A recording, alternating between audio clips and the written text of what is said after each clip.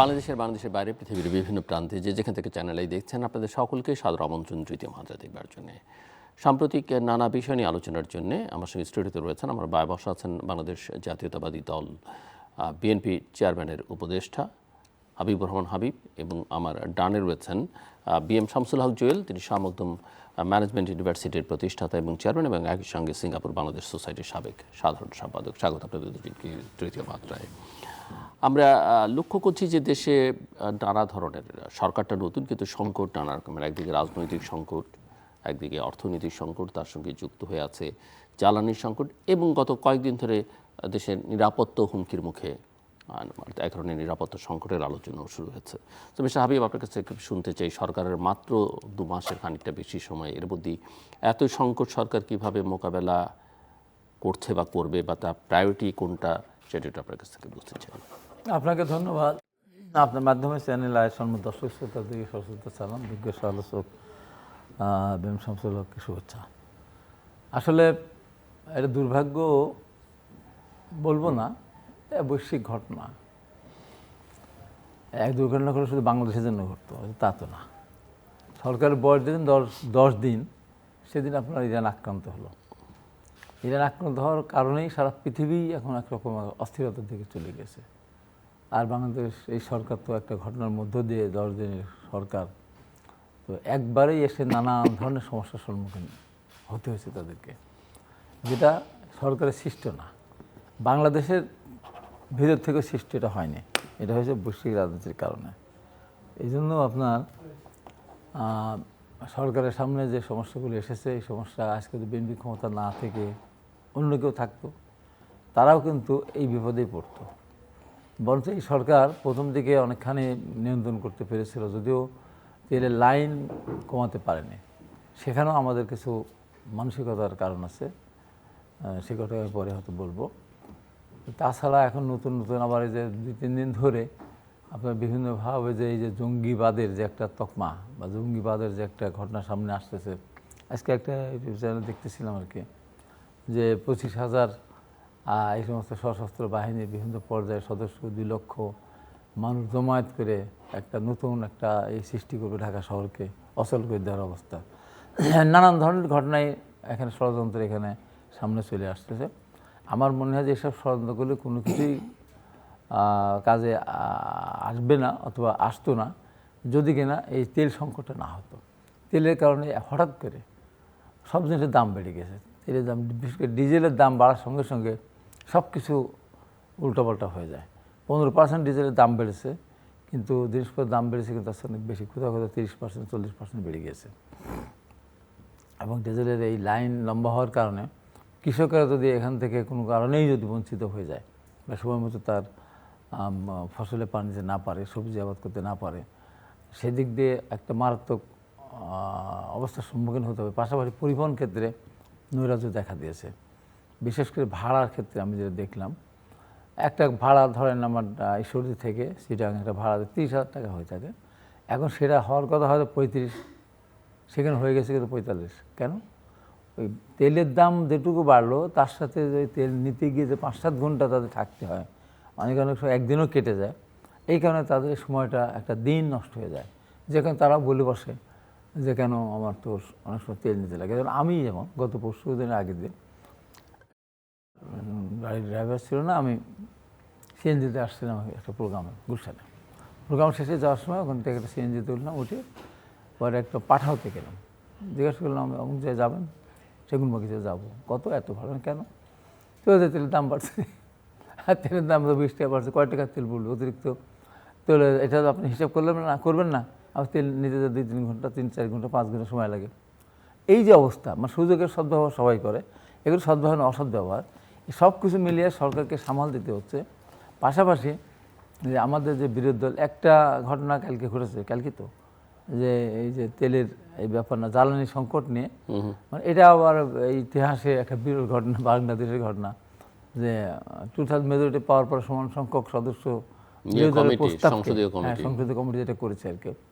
এটা আমি একটা ব্যাখ্যা দিলাম। এটার কারণও আছে যে তারেক রহমান হলো দেশের প্রধানমন্ত্রী, এই পৃথিবীতেই প্রথম একজন ব্যক্তি, যে আমি অনেকবার আপনার এখানে বলেছি, পৃথিবীর সৌভাগ্যবান সন্তান, তো এই পৃথিবীতে একমাত্র প্রধানমন্ত্রী যার বাবা দেশের প্রেসিডেন্ট ছিলেন, কাছ থেকে দেখেছেন, যার মা দেশের প্রধানমন্ত্রী ছিলেন, এরকম তো আর সন্তানকে প্রধানমন্ত্রী আজ পর্যন্ত পৃথিবীতে হয়নি। সে যেহেতু জন্ম থেকে দেখে আসছে এবং পরবর্তী সময়ে সে দূর থেকে হলেও দুঃশাসনও সে দেখেছে, সব কিছু মিলে সে মনে করেছে যে দেশটাকে সামনে দিকে এগিয়ে নিতে হবে। ঠিক আছে, বিরোধীরা একটা প্রস্তাব করেছে সংকট নিরসনের জন্য, রাজি হয়ে গেছে। ইগো কোনো কাজ করে নেই। যদি তারেক রহমান প্রধানমন্ত্রী না হয় অন্য কেউ হতেন, তাহলে এটাও কাজকে কেন আমার টোটাল মেজরিটি 10 জনের কারণে আমি 5 জন দেবো, এইটা জিদ ধরতেন। আর তার পরিপ্রেক্ষিতে হয়ে থেকে এটার হতো না। এটা একটা ভালো দিক।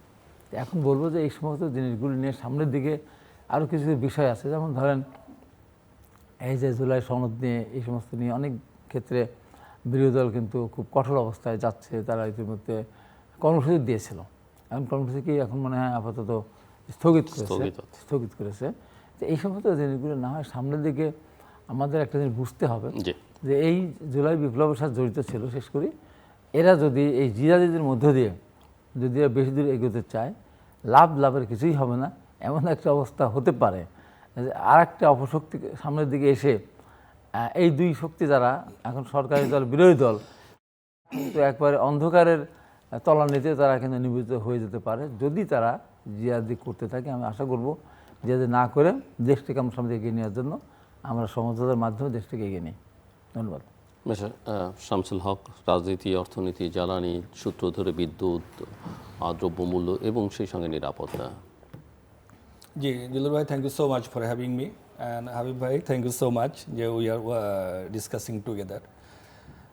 আমি যদি জ্বালানি নিয়ে শুরু করি, জুলুর ভাই, আসলে জ্বালানি সংকট নিলে আপনাকে একটু একাডেমিক আলোচনায়ও আসতে হবে, বিকজ জ্বালানির সংকটটা আমরা কতটুক হ্যান্ডেল করতে পেরেছি আর কতটুকু রিয়েল প্রবলেম। আপনি দেখেন মানে এডুকেশনের ভাষা বা ইকোনমিক্সের ভাষায় বলা হয় যে কোনো জ্বালানি বা যে জিনিসগুলো আমাদের নিজেদের তৈরি না, যেগুলো ইম্পোর্টেড, সেগুলোর আমাদের একটা মানে নর্মাল যেটা মানে নিয়ম আছে, সেটা হলো অ্যাটলিস্ট 8 উইকসের রিজার্ভ আপনাকে সবসময় রাখতে হবে। That is any finance minister আর এনি মানে যারা দেশ শাসন করবে তাদের জন্য এটা হলো বেসিক রুলস, যেটা আপনি আমদানি নির্ভর, সেটাকে আপনি 8 উইকস হাতে রেখে দেন you have to order, you have to get the things done. যখন এই সংকটটা শুরু হলো, now today is the 54 days is the war, যুদ্ধের 54তম 55তম দিন।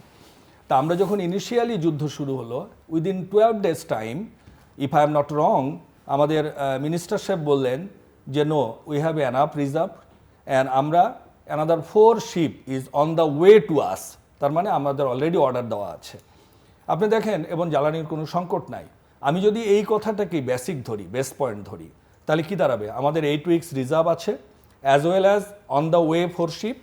তাহলে আমাদের বেসিক্যালি ওই কথাটি সত্য ধরে নিলে আমাদের জ্বালানির সংকট বা অভাব হওয়ার কথা নয়। কী কারণে অভাব হতে পারে? সেটা হলো যে পরবর্তীকালে ইরান আমাদের জাহাজ এক পর্যায়ে সেকেন্ড টার্মে একবার বা দুইবার তারা মানে রাইট টাইমে আমাদেরকে অ্যাক্রস পার হতে দেয় না, পরে অবশ্যই এটা ছেড়ে দিয়েছে। ইনিশিয়ালি এর বাইরে আমাদের সংকট আসার ক্ষেত্রে, অর্থাৎ প্রোডাকশন আসার ক্ষেত্রে, ইম্পোর্টেড আসার ক্ষেত্রে আমাদের কোনো সমস্যা ওইভাবে মেজর হয়নি, যেভাবে ইন্ডিয়ার হয়েছে, যেভাবে ওয়েস্ট এশিয়ার অন্য দেশগুলোতে হয়েছে, যেভাবে অস্ট্রেলিয়ার হয়েছে, নিউজিল্যান্ডের হয়েছে, অন্যান্য দেশের হয়েছে। যেরকম আপনি ধরেন হরমুজ দিয়ে 23% জ্বালানি বেসিক্যালি পার হয়। এর মধ্যে অধিকাংশ হলো এশিয়া, চাইনিজ ব্লক, মঙ্গোলিয়া থেকে শুরু করে ওই অঞ্চলতে, অস্ট্রেলেশিয়া, এই দেশগুলোতে মূলত, আর ওয়েস্ট এশিয়া অর্থাৎ জিসিসি কান্ট্রিজ, অর্থাৎ ওই 6টা আরব দেশের বাইরে যে দেশগুলো, তারাও ডিপেন্ডেন্ট অন হরমুজ, তাই না? তাহলে সেই ক্ষেত্রে ইন্ডিয়ার সমস্যা হতো, কিন্তু বাংলাদেশের কিন্তু বেসিক্যালি আমাদের সমস্যা হওয়ার কথা না। তাহলে হোয়াট ওয়েন্ট রং? কী সমস্যাটা হলো? সমস্যাটা হলো যে এখানে management and basically the organizing the things. Issue হলো যে জ্বালানির আমাদের প্রোডাকশনের আমাদের অভাব ছিল না, সাপ্লাইয়ের অভাব ছিল না, আমাদের রিজার্ভ ছিল। তো তাহলে আমাদের ম্যানেজমেন্টে কোথায় যে সমস্যাগুলো হলো? হাই ভাই একটা কথা বললেন যে হ্যাঁ, আমাদের মানসিকতার কিছু প্রবলেম আছে, অতি মুনাফার জন্য কেউ মজুতদারি করতে পারে। এগুলো হয়তো ইনিশিয়ালি আমরা হ্যান্ডেল করতে পেরেছি কিনা ঠিক মতো, সেটা নিয়ে we have a big doubt যে এটা হয়তো আমরা এটা যদি করতে পারতাম, তাহলে এই যে ভোগান্তি, এই যে মানুষের মানে মানুষ যে বিপদে পড়েছে বা মানুষ যে হয়রানির শিকার হয়েছে, এটা হয়তো অনেকাংশে লাঘব করা সম্ভব হতো। This the number 1। আর নাম্বার 2, এখানে আরেকটা জিনিস অনেকে মানে আমরাও দেখি আর কি, বা অনেক সময়, সেটা হলো যে এই জ্বালানির সাথে বিদ্যুতের সাথে বিএনপির মনে হয় একটা সাম কাইন্ড অফ প্রবলেম আছে। মানে আপনি এর আগের গভর্নমেন্টও আপনি দেখেন, এই আমাদের মানে ইকবাল হাসান আহমেদ টুকু সাহেব, উনি বিদ্যুৎ প্রতিমন্ত্রী ছিল।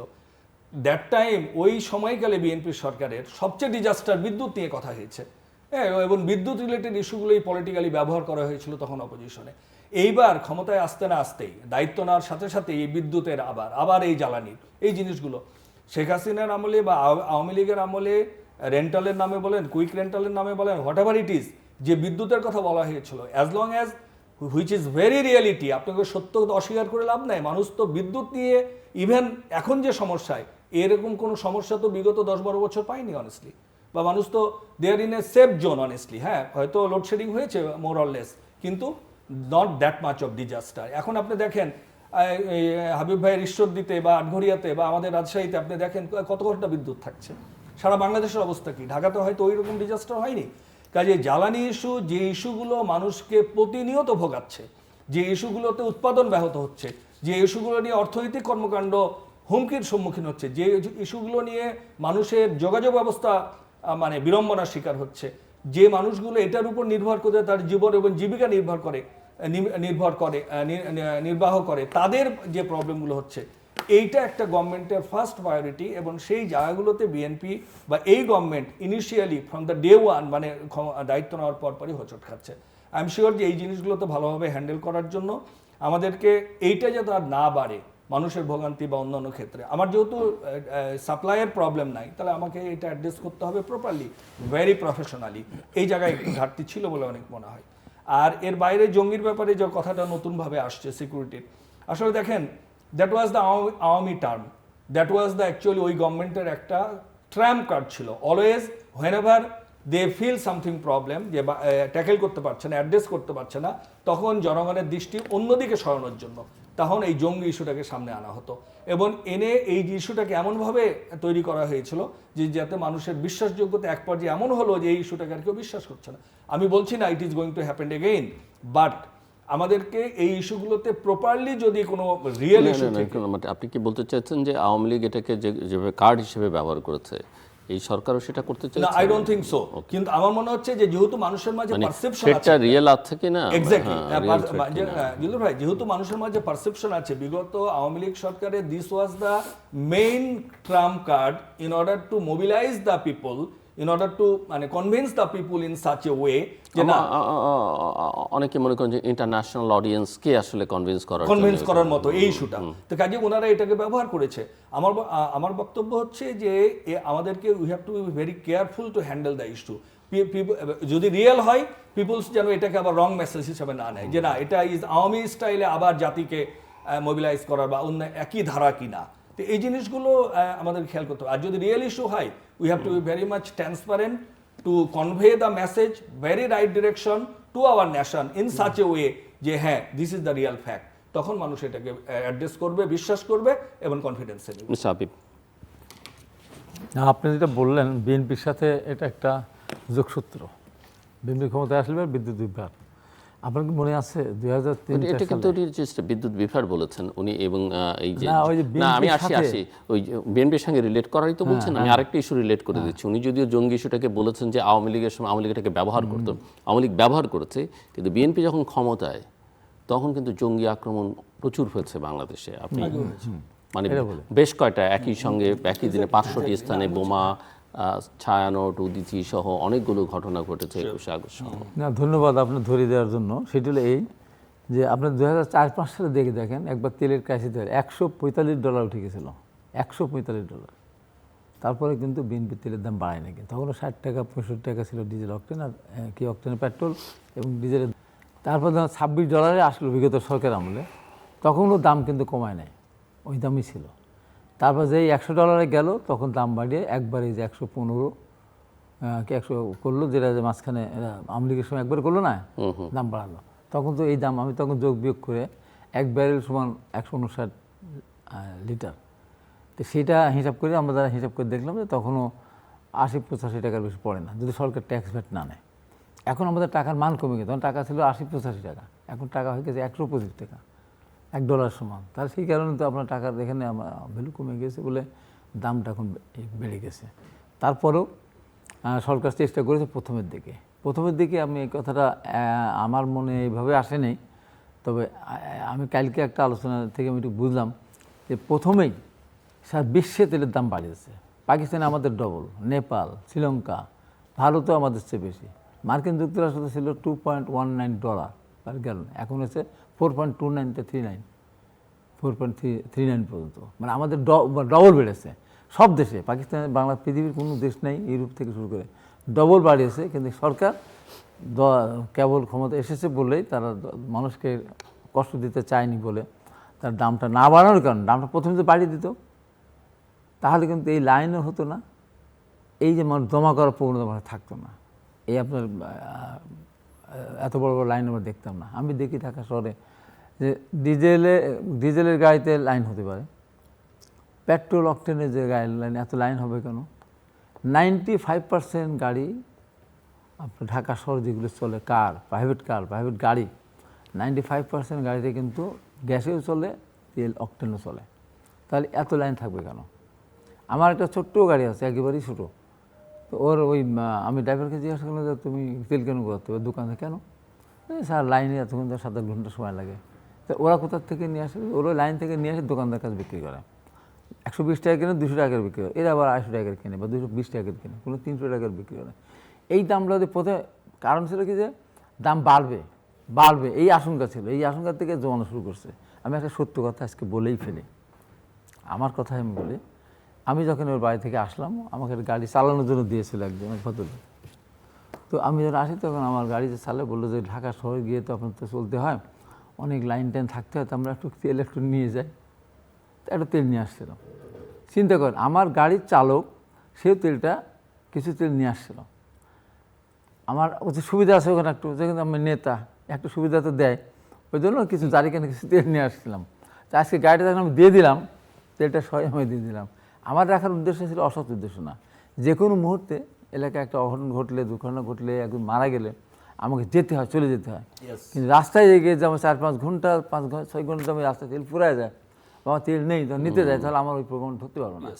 ওই কারণে আমি রেখেছিলাম। আমারও মানুষের ক্ষেত্রে দেখেন যে আমার প্রোগ্রামে উপস্থিত সময় মতো হতে হবে বলে কিন্তু আমি ওইটুকু জমা করে রেখেছিলাম। কিন্তু নর্মাল অবস্থা থাকতো, তাহলে আমি কি রাখতাম না।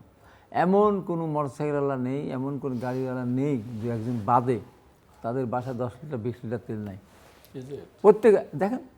এবং এই যে দেখেন, চিন্তা করেন, আমি একজন এই করে বললাম, চেতে গেছিল জামাতের একজনের সামনে বললাম যে এত মিসাইল আবিষ্কার করতেছে, ড্রোন আবিষ্কার করতেছে ইরান, মিসাইল মারতেছে মার্কিন যুক্তরাষ্ট্র, তাদের ক্ষমতা নেই আকাশ থেকে কোনো কিছু না নিয়ে তেল আবিষ্কার করা।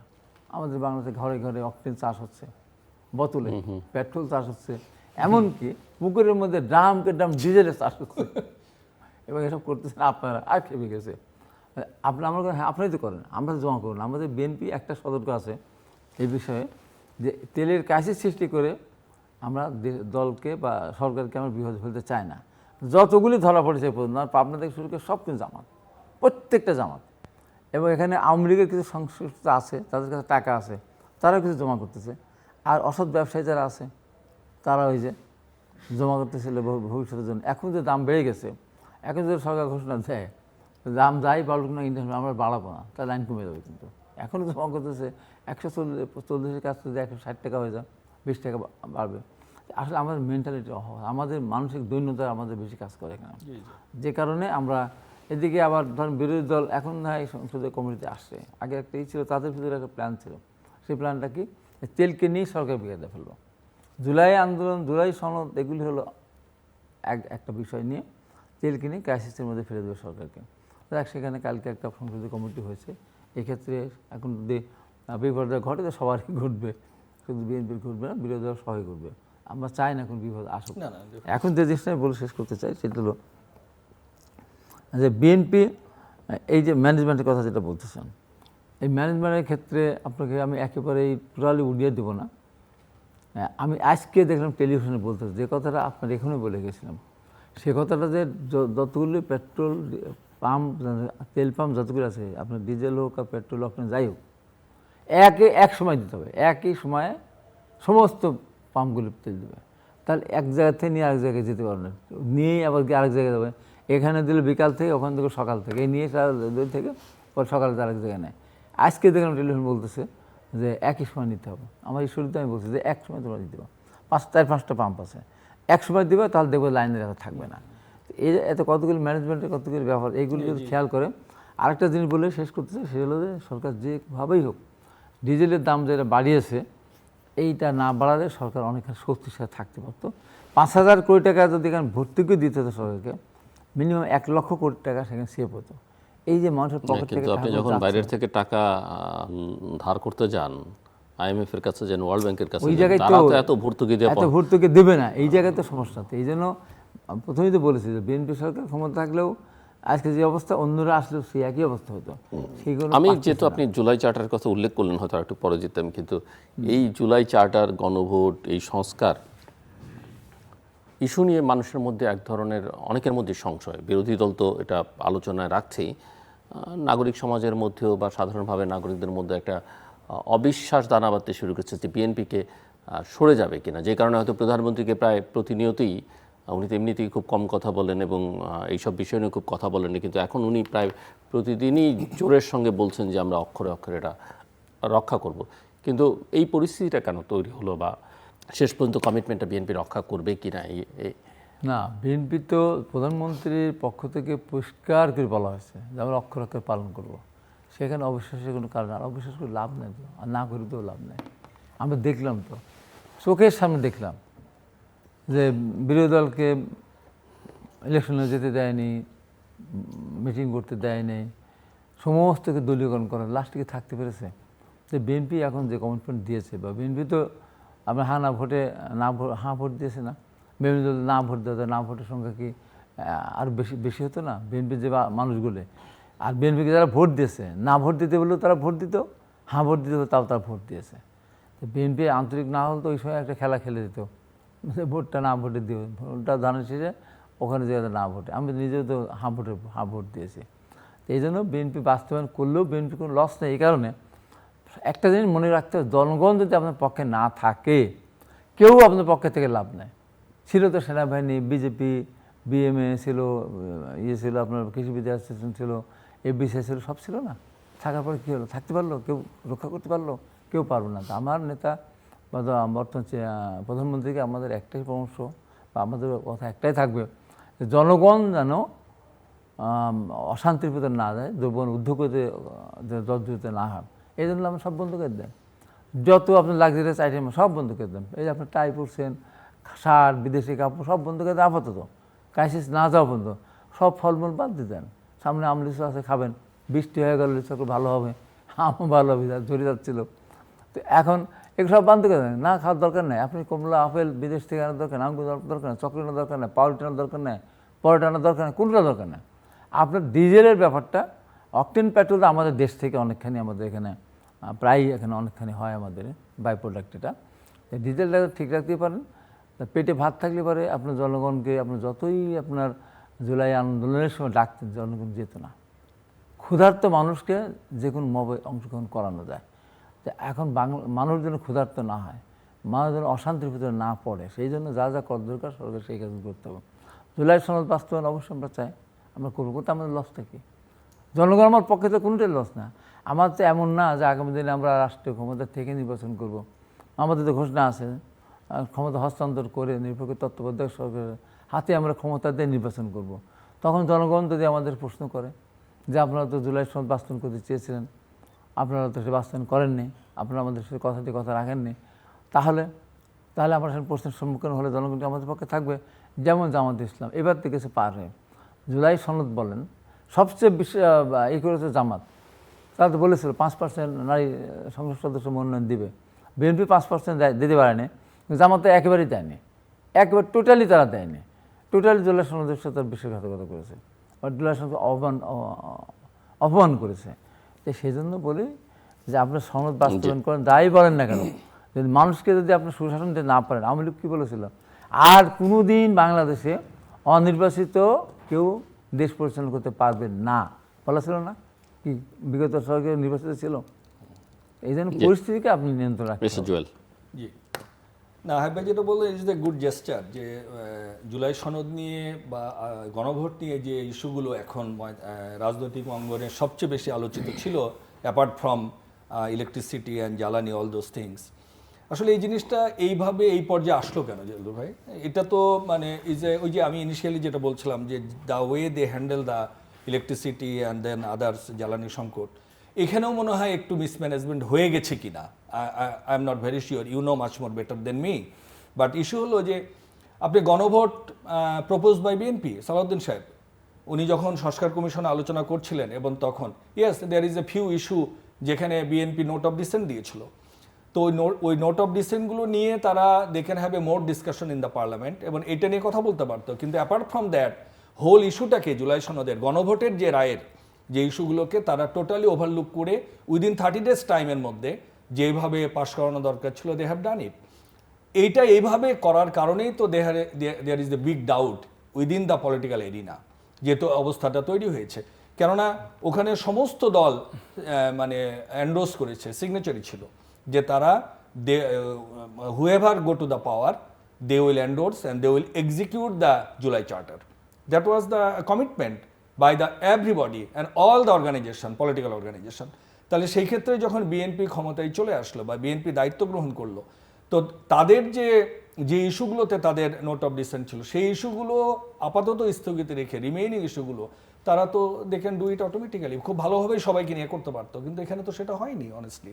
এই জন্যই ইস্যুটা এসছে, যেমন মানবাধিকার কমিশন, নির্বাচন কমিশন, তারপর দুর্নীতি দমন কমিশন, তারপর হলো আপনার কি বলে এটাকে সুপ্রিম কোর্টের সচিবালয়, বিচারক নিয়োগ 16টা ইস্যু, গুম কমিশন 16টা যে ইস্যু, এই ইস্যুগুলোকে বাদ রেখে অন্যান্যগুলো সব পালন করা হলো। এই জন্য এইখানে এখন যেটা জুলুর ভাই একটু আগে বলছিলেন যে এখন প্রাইম মিনিস্টার যদিও কথা কম বলছিলেন, কিন্তু আমরা রিসেন্টলি না কথা উনি কমই বলছেন, কিন্তু বলছি যে এই কথাটাকে উনি জোরের সঙ্গে এখন একটু বলার চেষ্টা করছেন দুই তিনটা ঘটনাতে, কিন্তু এইটা তো এই পর্যায়ে আসার কথা ছিল না ভাই, এটা তো দরকারও ছিল না এই ইস্যুটাকে এই পর্যায়ে আনার। We can do it very professionally এবং হ্যান্ডেল করা যেতে পারতো। তা আমার মনে হয় যে এখন জুলাই ইস্যুটা যেহেতু এই যে আপনি বললেন যে পিপুলস এটাকে রিয়াক্ট করছে অ্যান্ড 70% পিপুলস ওপিনিয়নকে somehow as of now BNP খুব বেশি অনার করতে পারে নাই, সেই ক্ষেত্রে আমার মনে হয় দিস ইজ দ্য টাইম, মানে লেট বেটার দেন নেভার, ইংলিশে একটা কথা আছে।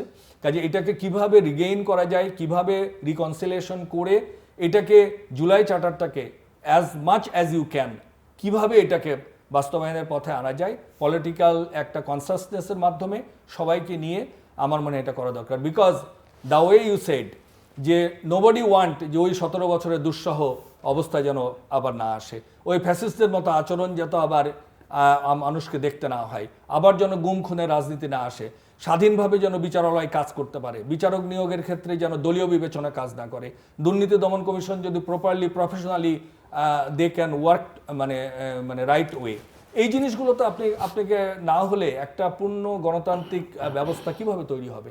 আর যেভাবে 54 বছর রাষ্ট্র ব্যবস্থা পরিচালিত হয়েছে, যেভাবে 71 স্বাধীনতা পরবর্তী থেকে আজ পর্যন্ত জুলাইয়ের গণ অভ্যুত্থান পর্যন্ত যেভাবে দেশটাকে একটি একদলীয় শাসনের দিকে, স্বজনপ্রীতির দিকে, দুর্নীতির দিকে, দমননীতির দিকে, গুম খুমের দিকে যে কোনো মূল্যে ক্ষমতায় থাকতে হবে, টিকে থাকতে হবে, এইভাবে যেভাবে চালানো হয়েছে, এটা থেকে বেরিয়ে আসার জন্য আপনি good intention itself not enough to run the right direction.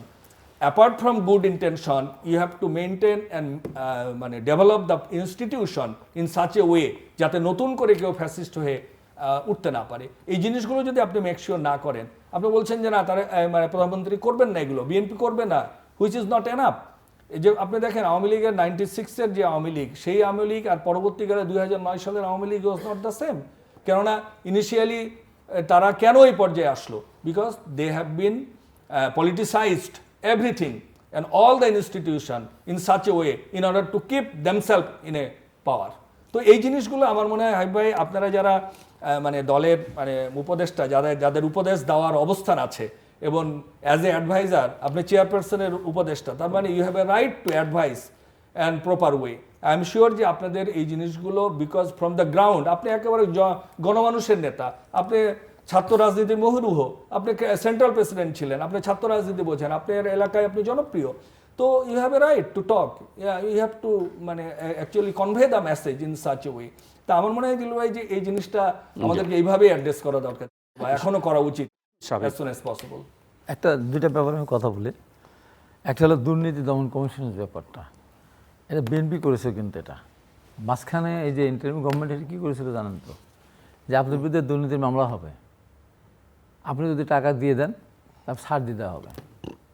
এই জায়গাটা থেকে আইনটাকে অন্যদিকে নিয়ে আসছে। আপনি দুর্নীতি করলেন, টাকা দিলেন, হয়তো 20,000 কোটি টাকা দুর্নীতি করেছেন, আপনার দৃশ্যত 10,000 কোটি টাকা আপনার দিয়ে আর 10,000 কোটি টাকা আপনার ভিতরে রেখে আপনার ছাড় পেয়ে গেলেন, তাহলে আরও উৎসাহিত হয় মানুষ। ওইটাকেই পরিবর্তন করতে চাচ্ছে। এটা কিন্তু ভালো দিক, কিন্তু না বুঝে আমরা বলতেছি যে দুর্নীতি দমন কমিশন বিএনপি এটা নিয়ে কী করতেছে, কিন্তু বাস্তবে এটা না বুঝে আমরা এই কথাগুলো বলছে। দ্বিতীয়ত কথা, এই যে গুমের ব্যাপারটা, গুম আইন যেটা পরিবর্তন, সেখানে কি বলা আছে, সেখানে পরিবর্তন এইভাবে করতে চাচ্ছে, গুম আইন পরিবর্তন করবে না, যে এই যে বিরোধী দল যে কাজটা বলা শুরু করে, তারা এই আইনের মধ্যে দিয়ে যারা সব দেশের বিরুদ্ধে দেশদ্রোহী হবে বা দেশের বিরুদ্ধে কাজ করবে, সরকারের বিরুদ্ধে না, দেশের বিরুদ্ধে কোনো কথা বললে, দেশদ্রোহী যাকে বলে, সেই ব্যাপারে আটকে রাখার ব্যাপারে, জিজ্ঞাসাবাদ করার ব্যাপারে এখানে একটা আইন হতো, এইটার ভিতরে একটা করার চেষ্টা করছে। টোটাল গুম আইনকে বাদ দিয়ে দেওয়া না।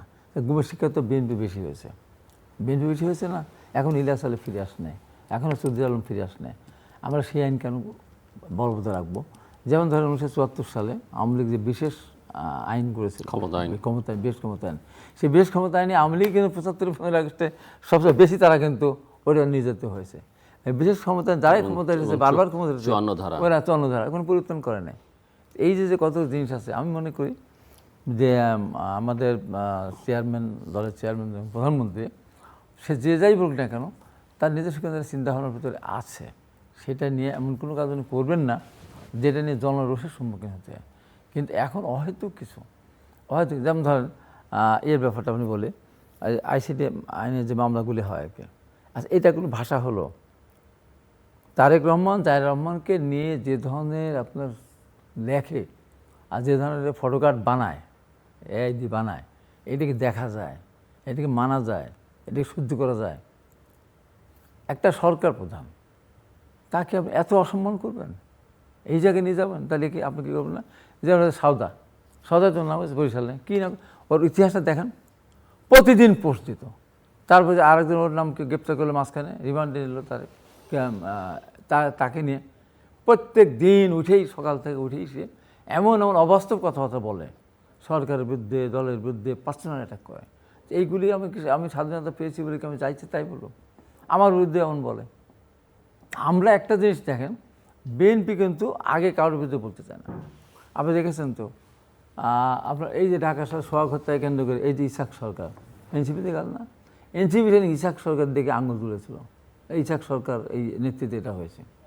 তো এখন বিএনপি তারেক রহমান তো লন্ডনে ছিলেন, কী সব স্লোগানগুলি দিল বলুন তো? তখন তো তার ক্ষমতা ছিল 1, 2, 3, 4 তারেক রহমান, ম্যাডাম খালেদা জিয়া রহমান বিএনপি সম্বন্ধে কত ধরনের কথা বলছে। এরকম কিছু কিছু বিষয় আছে, সেই জিনিসগুলি নিয়ে আমাদের সবাইকে কিন্তু চিন্তা করতে হবে। আজকে আপনার বিরুদ্ধে আমি বলবো, আপনি আমার বিরুদ্ধে বলবেন না, তা তো না, এমন জায়গায় যেন না যায়। সেই জন্য জুলাই সনদের যে ব্যাপারটা, জুলাই সনদ স্বাক্ষর কারা প্রথম করেছে? প্রথম স্বাক্ষরটা কাদের? প্রথম স্বাক্ষরটা তো বিএনপি করেছে নাকি? কিন্তু জুলাই সনদের জন্য আর এত কিছু বলেছে, তারা কোথায় গিয়েছিল সেদিন? আগের দিন তারা কি স্টেটমেন্ট দিল, জামাত এবং এনসিপি, যে আমরা জুলাই সনদে স্বাক্ষর করবো না, জামাত বলে আমরা স্বাক্ষর করবো না। কিন্তু পরদিন জামাত তার জায়গা থেকে সরিয়ে আসলো, যে জামাতকে তারা বিশ্বাসঘাতক এই টাইপের একটা নাম দিয়েছে। তারা চলে গেল কক্সবাজার, সিগনেচার করলোই না, নির্বাচন পর্যন্ত সিগনেচার করেন নেই। কেন? তারা যদি নির্বাচন প্রথম, তারাই জুলাই সনদে এত কথা বললো, তারা যদি নির্বাচনের পরে তাও স্বাক্ষর করেছে, তাও কিছু কথাবার্তা বলে স্বাক্ষর করেছে, তাহলে বিএনপিকে আপনি একেবারে ঘাট ডিপো চড়ে, এবং এটা বলতেই তো হবে। ওয়ান সরকার ছিল একটা ডাকাত সরকার, এই সরকার ডাকাত না, এই সরকার কি এখন যা বের হচ্ছে, তাহলে এই যে তারা সব কিছু যে বাধ্য, মানে একবারে ইটটার 5 ইঞ্চি আর 10 ইঞ্চি ইট হয়, এখন বাংলাদেশে ইটার 5 ইঞ্চি 10 ইঞ্চি বানায় না, 9.5 ইঞ্চি 9 ইঞ্চি আর 9.5 ইঞ্চি বানায়, থিকনেসও কম দেয়, 3 ইঞ্চি থেকে 2.5 ইঞ্চি বা 15 ইঞ্চি দেয়। তো ওই যতই আপনি চেষ্টা করেন না কেন ওই ফর্মার ভিতরে ফেলে দিলে ভাটাওয়ালা তো মাটি কিছু কমানোর জন্য এই কাজটা করে, খড়ি যেন কম লাগে একটু সেই কাজটা করে। কিন্তু ক্ষমতা কি আপনার আছে ওই ফর্মার ভিতরে দিয়ে 5 ইঞ্চি 10 ইঞ্চি বের করা, 3 ইঞ্চি বের করা কোনোভাবে সম্ভব না। আজকে বিগত সরকার এমনভাবে, যেমন একটা জিনিস বলি, আমি যে হার ভোট দিয়েছি, আমি নিজের বিবেকের সাথে প্রতারণা করেছি। আপনি না ভোট দিয়ে থাকেন, আপনিও বিবেকের প্রতারণা করেছেন, কারণ সব পয়েন্টে আপনি একমত ছিলেন না, আপনিও ছিলেন না, আমিও ছিলাম না। আমি হয়তো অধিকাংশ পয়েন্টে একমত হয়েছে, বাদ ভোট একমত হয়নি।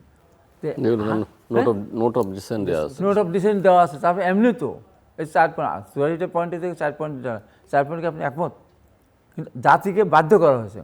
ধর আমি সেদিন যে কোথায় বললাম যে আমরা যারা মনোনয়ন দাখিল করেছিলাম, দাখিল করার সময় আমরা লিখে দেখি 25 লক্ষ টাকার মধ্যে আমাদের ব্যয় করব। আমি কি তাই করছি? কেউ 25 লাখ করেছে, কেউ 25 কোটি, কেউ 5 কোটি, কেউ 10 কোটি। আবার সিগনেচার দিয়েছি গিয়ে আমি খরচ করেছি 25 লক্ষ টাকা বা 24 লাখ টাকা। আমি একমাত্র ব্যক্তি বাংলাদেশে যে কোনোদিন স্বাক্ষর করি না, ব্যয় স্বাক্ষর করি না। আমার চিফ প্রেসিডেন্ট বন্ধন করে মহামিথ্যা। এইভাবে যেন আমাদের বাধ্য করে নির্বাচন কমিশন। আজকে প্রধানমন্ত্রী বাধ্য, যে এমপি হয়েছে সে বাধ্য, হয়নি সে বাধ্য। এই অবস্থায় বেকারদের ফেলে দিয়েছিল আপনার বিগত ইন্টারিম গভর্নমেন্ট। এমন কিছু কাজ আমাদের করতে বাধ্য করেছে, স্বীকার করতে বাধ্য করেছে, উপায় নাই। আমি যদি এখন ইচ্ছা করি যে আমি এই 25 লক্ষ টাকা ব্যয় আমি বেশি করব, আমি 2 কোটি টাকা করবো, 1 কোটি টাকা করবো, আমি সেখানে করবো, আমাকে অনুমতি হবে না। আবার আমি যদি 5 কোটি টাকা খরচ করে থেকে যদি আমি 24 লক্ষ 5 কোটি টাকা আমি হিসাব দিই, আমার এটাকে ধরবে না। তো এই যে ইন্টারিম গভর্নমেন্ট আমাদের কিছু কিছু কাজ করতে বাধ্য করেছে, যে কারণে আমরা অনেক কিছু করেছি। তার মানে এই না যে আমরা তার থেকে সরে যাব, কিন্তু আমরা সংসদ যেহেতু আছে, সংসদে আলোচনা করার মধ্য দিয়ে কিছু জিনিসের সমাধান আসতে পারে। মিস্টার শামসুল হক জুয়েল, আমি একটু আমাদের বৈদেশিক সম্পর্কের প্রসঙ্গটা নিয়ে একটু আলোচনা করতে চাই। কেউ বলবার চেষ্টা করছেন যে সরকার more tilted to specific 1 or 2 countries, so এবং এখানে ভারসাম্যটাও ঠিক থাকছে না। বাট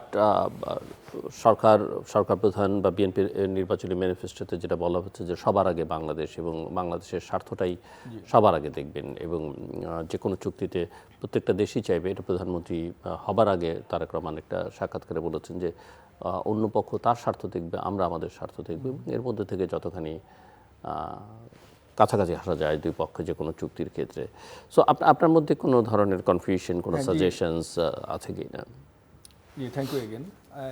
হাই ভাই, একটু বলে নিই যে ওই ফটোকার্ডের ব্যাপারে যে ইস্যুটা এসছে আর কি, যে এটা তো ডেফিনেটলি একটা রুচির ব্যাপার। হ্যাঁ, এটা মানে আমি জানি না হুয়েভার ডান দ্য থিংস, এটা তবে এই অরুচিকর বিষয়ের ছড়াছড়ি খুব ভীষণ রকমের, এবং এইটা মনে হয় রাজনীতিকে বন্ধ করা উচিত, ছাত্র রাজনীতিকে এই কলঙ্কিত করবে আর কি এই জিনিসগুলো। এবং আপনার মনে আছে কি না যে তারেক রহমান বা তারেক রহমানের ডটার, তাকে নিয়ে আমার, ইফ আই এম নট রং, মানে যদিও আমি তখন কোথায় দেশে ছিলাম না হয়তো, যে ওই এক মিনিস্টার আওয়ামী লীগের, সম্ভবত সাম মুরাদ, আমি ফুল নামটাও আই কান্ট রিমেম্বার, উনি স্টেট মিনিস্টার ছিলেন, উনি অনেক কুরুচিপূর্ণ কথা বলেছিলেন একবার, এবং আই এম শিওর তখন এটা নিয়ে প্রচুর ডিবেট হয়েছিল বা এটা নিয়ে মানুষ অনেক কথা বলেছিল। আমি জানি না ওইটার মামলা হয়েছে কিনা বা ওইটার বিচার হচ্ছে কিনা বা হবে কিনা, এটা একটা হাবিব ভাইরা শুধু নারায়ণগঞ্জে আছে, এটা হাবিব ভাইরা একটু দেখতে পারেন, হ্যাঁ দেখতে পারেন, তাহলে এটা কেন হচ্ছে বা এটা আর এখন যেটা নিয়ে কথা হচ্ছে এটাও মনে হয় প্রপার তদন্ত হওয়া উচিত। কারণ আমি আবার কালকে একটা স্টেটমেন্ট দেখলাম যে ছেলেটার ব্যাপারে বলা হয়েছে, সে নিজে স্টেটমেন্ট দিয়েছে যে না, এটা somehow they use their name and they did it. But আমার মনে হয় এগুলো রাজনৈতিকভাবে ব্যবহার না করে, এগুলো এত সেন্সিটিভ, পার্সোনাল, এবং এগুলো যে কারোর ব্যাপারে, এটা মানে ইভেন আপনার আমার বা আমাদের যে কারোর ব্যাপারে বা আমাদের মানে ফ্যামিলির কারো ব্যাপারে, বা এটা খুবই হৃদয় বিদারক এই জিনিসগুলো। রাজনীতিতে এই নোংরামি, রাজনীতিতে এই মানে কুরুচিপূর্ণ অ্যাপ্রোচগুলো আমাদের মনে হয় মানে for the sake of the great interest of the everybody এইগুলো বন্ধ হওয়া উচিত। এবং আমার মনে হয় এটা তদন্ত হয়েই সিদ্ধান্ত নেওয়া উচিত প্রপারলি, এবং এই তদন্তটা রাজনৈতিক তদন্ত না, এটা প্রপার তদন্ত হওয়া উচিত end of the day. Come back to your question Zillur ভাই, যে আন্তর্জাতিক ক্ষেত্রে আপনি দেখেন মানে world politics is polarised honestly এখন। হ্যাঁ, বিকজ একটা হলো যে Iran war actually they divided the specially all over the world.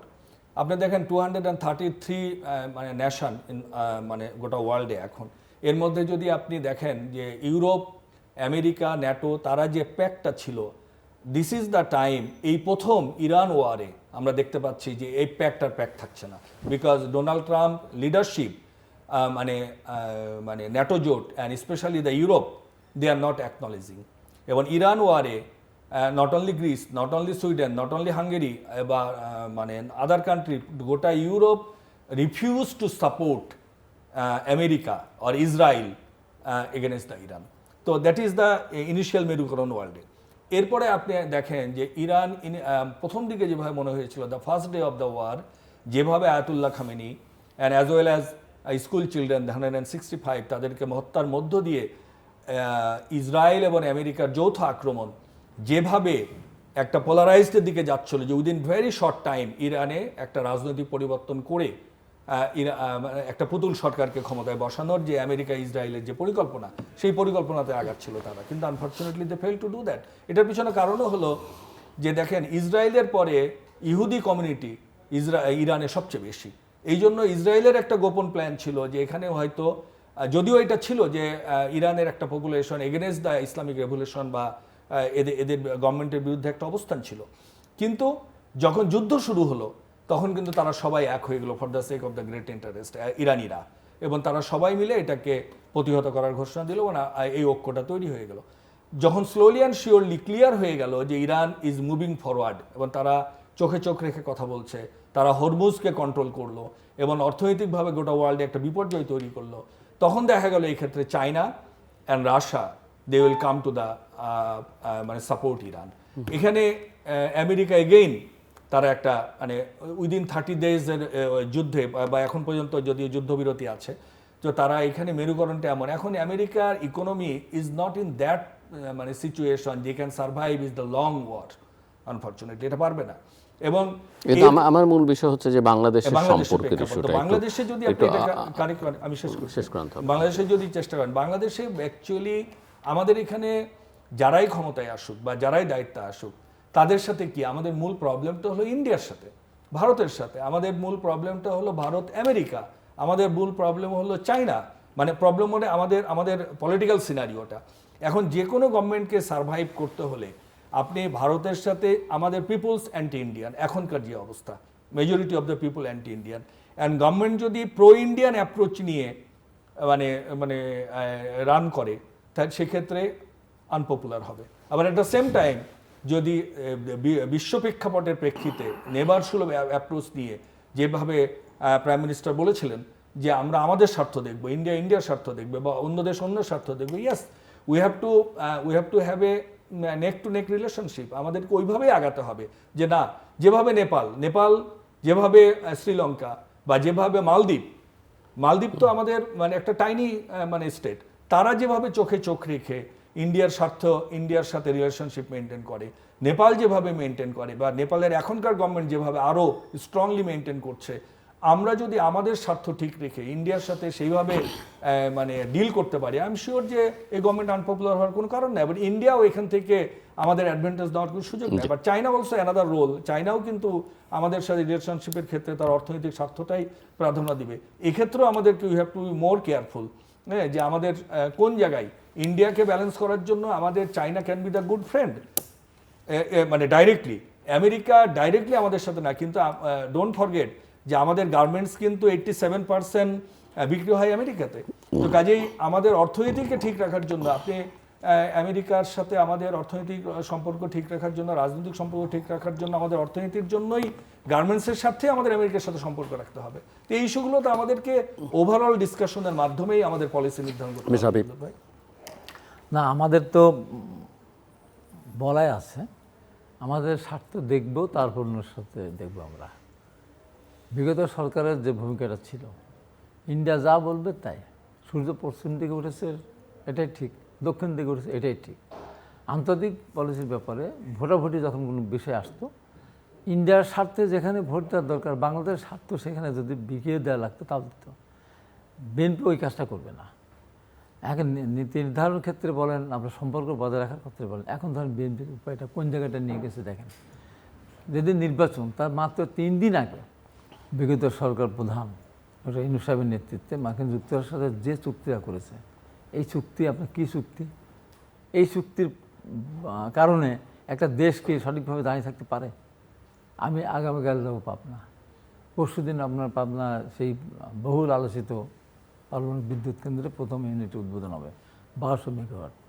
সেখানে প্রধানমন্ত্রী ভার্চুয়াল উদ্বোধন করবেন, আমি জেলার আহ্বায়ক হিসাবে ওই অনুষ্ঠানে আমাকে থাকতে হবে, সেজন্য আমি যাব। এখন যে চুক্তি করেছেন সাহেব, সেই চুক্তির কারণে এখন যদি ওখানে যে পারমাণবিক বিদ্যুৎ উৎপাদন করতে গেলে যে ইয়েগুলো লাগে, ওই কী বলে জ্বালানি, যেটা এখন তার বলা আছে যে আমার বাইরে কেউ জ্বালানি ইম্পোর্ট করতে পারবে না। পরিষ্কার লেখা আছে, ভারতে আমেরিকার পারমিশন ছাড়া কোনো তেল, কোনো জ্বালানি, কোনো কিছু বাংলাদেশ আমদানি করতে পারবেন না।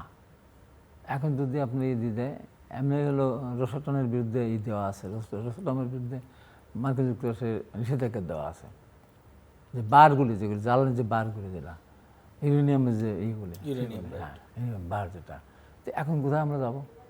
তো এমন কিছু কাজ করে গেছে। এবং খাদ্যদ্রব্য, আপনার খাদ্য ইম্পোর্ট করবেন, শুকরের মাংস দিয়ে দেবেন ভিতরে, আপনি টেস্টও করতে পারবেন না। যা দিবে, যে খাদ্য দিবে, যে আপনার যেটাই আপনি ইম্পোর্ট করবেন, আপনার কোনো টেস্ট করে আপনি বাতিল করতে পারবেন না। ওইটা আপনাকে নিতে হবে, যে দাম ধরবে সেই দামে আপনাকে দিতে হবে। এর হাত পা বাঁধা একটা চুক্তি। সেই চুক্তি থেকে সরিয়ে আসা, আপনি যেটা বললেন 87% গার্মেন্ট আপনার মার্কিন যুক্তরাষ্ট্রে যায়, তারা তো এখানে আমাদের হাত পা বেঁধে দিয়েছে। এখন আপনি সেখান থেকে সরিয়ে আসবেন। সরিয়ে আসতে হলেও সমস্ত দল, বিরোধী দল, যেসব মানুষ মিলে এক ঐক্যবদ্ধ হওয়ার মধ্য দিয়েই, যেমন নেপাল, মালদ্বীপ পর্যন্ত ভারতের সাথে এই চোখ রাঙালো না, কেন পারল? চায়নার সাথে সম্পর্ক দৃঢ় করার কারণে। আপনার এখান থেকে সরে আসতে হলে আপনার যদি বিদেশে যদি আপনার সবার সঙ্গে সম্পর্ক রেখে তো আপনি চলতে পারবেন না। আবার এমন আমরা করবো না, যেমন ভারতের সাথে আওয়ামী লীগের সম্পর্ক ছিল, একবার স্বামী স্ত্রীর সম্পর্ক তারা বলতো, সেই সম্পর্ক কীভাবে নষ্ট হলো?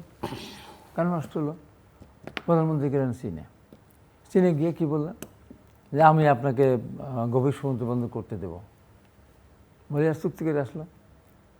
আসার পরে ফিরে আসার আগেই ভারত খেপে গেল যে তুমি গভীর সমুদ্র বন্দর দিবে, তো এটা কার সাথে আলোচনা করছো? তখন চাপ দিল যে না, এটা করা যাবে না। তখন চায়না মান সম্মান রক্ষা করার জন্য বললো কি, যে ঠিক আছে আমরা তাহলে জয়েন্ট ভেঞ্চার করি। ভারত তাতে রাজি হলো না। তাতে কি হলো? রোহিঙ্গা পাঠিয়ে দিল। আগে রোহিঙ্গা আমাদের এসেছিল। এই যে অতি বাড়াবাড়ি করতে গিয়ে যখন আর দিতে পারলো না, চুক্তি করতে পারলো না, চায়না বলে ঠেলালাম, রোহিঙ্গা দিল। যেদিন রোহিঙ্গাদের ঢুকিয়ে দিল, সেদিন আমার মোহাম্মদ জমির একজন বিখ্যাত উনি কূটনীতিক সহ আরও আরেকজন ছিল, আমি সেই টকশোতে ছিলাম। এই যে রোহিঙ্গা আসলো, এই রোহিঙ্গার ফেরত যাবে না, তখন সরকারই ছিল। সরকার বললো, ভারত তখন বললো, সরকার তখন বললো যে তাদের আশার উপর দোষ দিল, যে আশা বিভিন্ন 16টা ক্যাম্পে আক্রমণ করেছে, এই যে যেখানে এটা হয়েছে, আমাদের সেই সামর্থ্য তো নাই। নিজেরাই করে নিজেরাই করলো, করে আজকে বিপদে ফেললো। এমন কাজ আমরা করবো না। জি, মিস্টার জুয়েল, আমরা একেবারে শেষের দিকে জাস্ট 2 মিনিট সময় ক্লোজিং রিমার্কস। না, হাবিব ভাই যেটা বললেন যে আসলে স্টেটমেন্টশিপ বা politics, it is a art, it is a negotiation. হ্যাঁ, ইট ইজ নেগোসিয়েশন। আপনি বিপ্লবী সাজবেন, বাট ওই বিপ্লবীকেই যখন আপনি পাওয়ারে দিয়ে দিবেন বা দায়িত্ব দিয়ে দিবেন, হ্যাঁ, ওই বিপ্লবী কিন্তু টু রান দ্য কান্ট্রি, পৃথিবীতে অনেক বিপ্লবী পাওয়া যাবে বা পাওয়া গেছে হিস্ট্রিতে, যারা যখন বিপ্লব করার সময় they become a very much hero, কিন্তু whenever they run the country, তখন কিন্তু তারা অধিকাংশ ক্ষেত্রেই সফল হয় না। আপনি ফিদেল মার্কোসকে দেখতে পারেন, প্রেসিডেন্ট সুহার্তোকে দেখতে পারেন, হ্যাঁ, আপনি ইভেন মাহাতির মোহাম্মদ যেভাবে ক্ষমতায় এসেছিল, যখন তিনি ক্ষমতায়, তখন he was the very unpopular in such a way. আপনি এইভাবে অনেককেই পাবেন আর কি। তো ইনিশিয়ালি আপনি মাঠে যে কথাগুলো বলা যায়, সেটা অনেক ফ্যাক্টস থাকে না, অনেক ইনফরমেশন তাদের কাছে থাকে না। কিন্তু যখন you are running the country, আমি কেন বললাম যে আপনি বলছেন যে আমাদের গার্মেন্টস অ্যাকচুয়ালি এই মুহূর্তে যে ফ্যাসিলিটিটা পাচ্ছে আমেরিকান মার্কেটে, 85% গার্মেন্টস ওখানে যায়। এখন যদি আমাদের গার্মেন্টসকে আপনি স্টপ করে দেয় বা কোনো কারণে আমেরিকা বিরক্ত হয়ে বা অসন্তুষ্ট হয়ে যদি আপনি এখানের উপর একটা সেন্সরশিপ দেয়, আপনার ইকোনমি কোথায় যেয়ে দাঁড়াবে? আই এম নট সেইং যে আপনি আমেরিকা যা বলবে তাই করবেন, কিন্তু এখানেও তো diplomatically you have to work in a such a way together, যাতে আপনাকে ওই নেগোসিয়েশনটা রাখতে পারে। This is the art, this is the leadership, this is the quality. একটা ভালো প্রধানমন্ত্রী, ভালো ভালো ভালো মন্ত্রিপরিষদের। ঠিক তেমনি ইন্ডিয়ার ক্ষেত্রেও তাই। ইন্ডিয়ার ক্ষেত্রে আপনি প্রতিবেশী চেঞ্জ করতে পারবেন না, যেটা সবাই বলে পলিটিক্সের ভাষায়। তাহলে প্রতিবেশীর সাথেই আপনাকে থাকতে হবে, কিন্তু হাউ, যে জাস্ট সম্মানের ভিত্তিতে, মর্যাদার ভিত্তিতে। কিন্তু আওয়ামী লীগের মতো না যে উনি যা বলবেন তাই করবেন বা কি অবস্থায়। এই জন্য আমি মনে করি as a whole to run the country in the proper way, run the country in the right direction, আপনাকে দেশপ্রেমে উজ্জীবিত হয়ে আপনার ভবিষ্যৎ নির্ধারণ করতে হবে এবং জনগণের আশা আকাঙ্ক্ষা নিয়ে, এবং এভাবেই আপনাকে নেগোশিয়েট করতে হবে, তাহলেই দেশে এগিয়ে যাবে। না, এটা আপনি বললেন ঠিক আছে। কথা হলো যে ভারত কেন, আওয়ামী লীগ কেন অথচনে ছিল? ভারত নির্ভরশীল ছিল ক্ষমতা আসার ক্ষেত্রে, বিএনপি তো তা না। জনগণের ভোট দ্বারা যখন নির্বাচিত হয় তখন তার ঘাটটা একটু শক্ত থাকে, বিএনপি সেটাই পারবে। এই যে রোহিঙ্গাদের সাথে এই যে কোনো নেগোসিয়েশন করতে পারলো না কেন? দেখেন আমার ডক্টর ইউনূস কি বলেন, রোহিঙ্গা আমি গিয়ে বললো যে আগামী ঈদে নামাজ পড়বে তারা ওখানে, পেরেছে অনির্দিষ্ট সরকার। এরকম কিছু ব্যাপার থাকে, নিজের কে সেই শক্তিশালী অবস্থানে থাকলে পারে আপনি দেশের জন্য করতে পারেন, দেশের স্বার্থ রক্ষা করতে পারেন। কিন্তু নতজানু পররাষ্ট্রনীতি নতজন কখন হয়, যখন নিজের সরকার দুর্বল থাকে। আজকে আমেরিকার কথা আপনি বলছেন, আমেরিকা কিন্তু আপনি যত যাই বলেন না কেন, গার্মেন্টও তার নিবে, কারণ এত সস্তা গার্মেন্ট আর কেউ তার দিবে না। যে কারণে ওই স্বার্থে বাংলাদেশের থেকে নেবেই তারা। সেখানে আমাকেও অপশন ভিয়েতনাম আছে, ভিয়েতনামতে তার চেয়েও আমরা, হ্যাঁ কম্বোডিয়া আছে, কিন্তু বাংলাদেশে গার্মেন্ট এখন ধরেন আমরা বলি না আমরা এখন ফার্স্ট সেকেন্ড ছিলাম, চীন এখন সেকেন্ড, আমরা এখন ফার্স্ট হয়েছে। কেন? চীন আর এই দুর্দিগিরি করতে চায় না। চীন ওই টাকা দিয়ে, ওই শ্রম দিয়ে ওই 500 টাকার জিনিস 5,000 টাকা বেচে, আর আমরা ওই জায়গায় পড়ে আছি। যে কারণে আমরা এখন গার্মেন্ট ইন্ডাস্ট্রিতে আমরা এখন ফার্স্ট এতে আছি। দেশি ইকোনমি গার্মেন্টস দরকার আছে, এখনো আমাদের দরকার আছে। এই কারণে আমাদের 2 কোটি লোক এর সাথে জড়িত, মিনিমাম 2 কোটি লোক। যে কারণে এটা আমাদের দরকার। বেকারত্ব এমনভাবে দেখা দেবে যে তখন রাস্তায় আমরা বেরোতে পারবো না। সবকিছু মিলে আমি সরকারকে আশা করবো জনগণ সবাই সম্মিলিতভাবে আমরা সরকারকে দেখি। কেবল 2 মাসের সরকার, এখনই সরকারকে ফেলে দেবো বেকারদের ফলে চিন্তা না করে সবাই মিলে দেশ থেকে, এটা তো কেউ বলে নাই ফেলে দিবে, না ফেলে দিয়ে মন কালকে একটা যোগদান করেই তো বললো, যোগদান করেই কালকে বলে এই সরকারকে পতন করার জন্য জীবন দিয়ে দরকার বলে। কোথায় বললে? এনসিপির মিটিংয়ে যোগদান অনুষ্ঠান থেকে শুরু করে। এই সমস্ত জায়গায় খামখেয়ালি না করে দেশটাকে সামনে এগিয়ে নিয়ে যায়। তারেক রহমান দেশটাকে সামনে এগিয়ে নেওয়ার জন্য চেষ্টা করছেন। আমরা তাকে সবাই সহায়তা করি, আর দোয়া করে আল্লাহ পাক যেন তাকে সুরক্ষা দান করে, সমাধান হয়ে যাবে। আর দর্শক অনুষ্ঠানের শেষ প্রান্তে আমরা সামাজিক যোগাযোগ মাধ্যম ফেসবুক, এক্স এবং ইউটিউবে রীতিমতো লাইভ স্ট্রিম হচ্ছে, আপনারা দেখতে পারেন। টেলিভিশন পর্দায় দেখতে না পারলে যে কোনো সময় যে কোনো স্থান থেকে ইউটিউবে রীতিমতো চ্যানেলটি সাবস্ক্রাইব করে এই পর্ব বা পুরোনো পর্বগুলো আপনারা দেখতে পারেন। মিস্টার বিএম শামসুল হক জুয়েল এবং সাহেবুর রহমান আবি, অসংখ্য ধন্যবাদ এই আলোচনার সমাজে।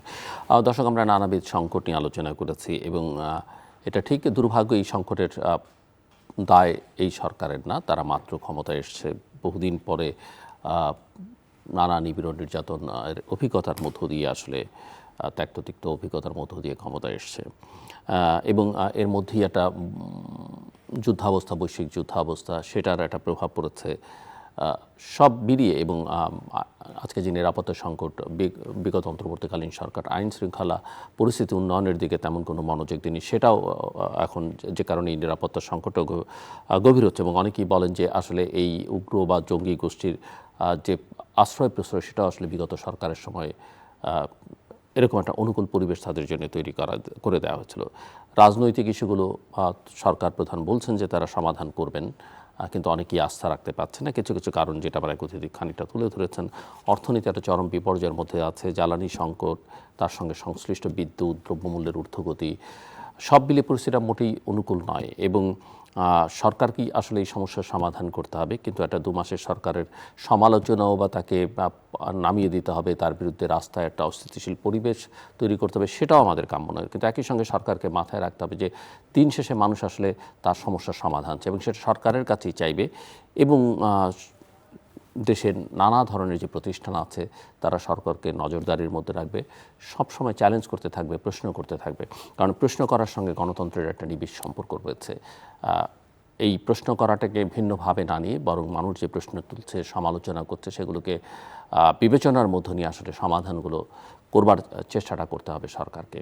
এবং সেক্ষেত্রে অবশ্যই বাকি সবাই সহযোগিতা করবে, কারণ সংকট গভীর হলে সরকারের সমালোচনা করা যাবে হয়তো, কিন্তু সংকটের উত্তাপ আমাদের প্রত্যেকের গায়ে লাগবে। আমাদের সঙ্গে থাকবার জন্য অসংখ্য ধন্যবাদ। আপনাদের সবার জন্য শুভকামনা।